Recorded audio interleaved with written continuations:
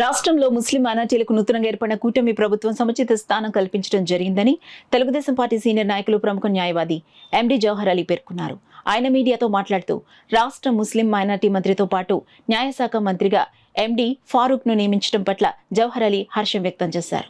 ప్రస్తుత ఎన్నికల ఫలితాలే చాలా ఆశ్చర్యకరంగా, చాలా అందరూ యావత్ భారతదేశం ఆశ్చర్యపడే విధంగా ఇక్కడ తీర్పు ఇవ్వడం జరిగింది. వారంతా ఎంతో అభిమానంగా తెలుగుదేశం పార్టీని ఎన్నుకోవడం, చంద్రబాబు నాయుడు గారిని ముఖ్యమంత్రిగా ఎన్నుకోవడానికి వారు చూపించినటువంటి ఆసక్తి ఖచ్చితంగా అందరికీ కనబడింది.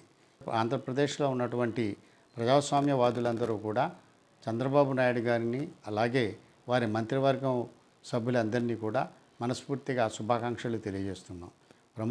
ప్రత్యేకంగా ముస్లిం మైనారిటీలకు చెందినటువంటి ఎన్ఎండి ఫారూక్ గారిని మంత్రివర్గంలో స్థానం కల్పించి కేవలం మైనారిటీ సంక్షేమ శాఖే కాకుండా కీలకమైనటువంటి న్యాయశాఖను కూడా వారికి అప్పజెప్పి చంద్రబాబు నాయుడు గారు మైనారిటీల పట్ల ఉన్నటువంటి అభిమానాన్ని చాటుకున్నందుకు ముస్లిం మైనారిటీల తరఫున మేమందరం ధన్యవాదాలు తెలియజేసుకుంటున్నాం.